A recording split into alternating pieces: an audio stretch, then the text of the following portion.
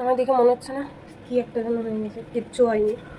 ঘুম থেকে উঠলাম, এখন দিদি বলছে দিদি মেয়েকে নিতে যেতে, আর একদমই ইচ্ছা হচ্ছে না। শুধু দিদির মেয়েকে না, সাথে দিদিকেও, ওর হাতে অনেক ব্যাগ, তাই তো প্রথমে ময়েশ্চারাইজার লাগিয়ে নিলাম, সানস্ক্রিন। এই কালারটা আমার হেভি লাগে না,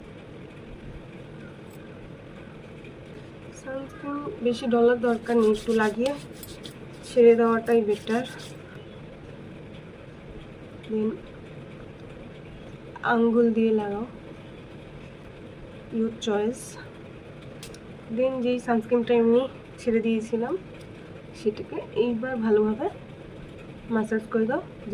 আচ্ছা, সানস্ক্রিন দেওয়ার পর আমি হালকা একটু ফাউন্ডেশন নিয়ে আমার টোনের একটুখানি যেখানে ব্ল্যাক হেডসগুলো আছে সেখানটায় দিয়ে নিই।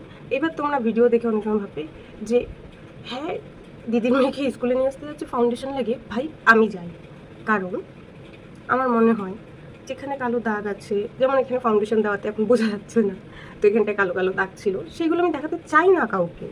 তোমরা ভাই চাইতেই পারো, বাট আমি চাই না।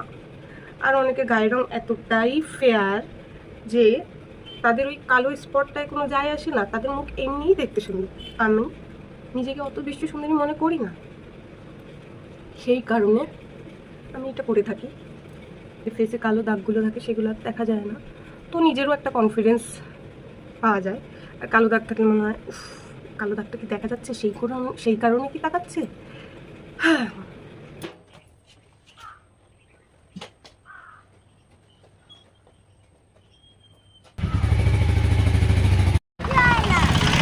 এতে কিছু হয় না, তুই তো এতে অনেক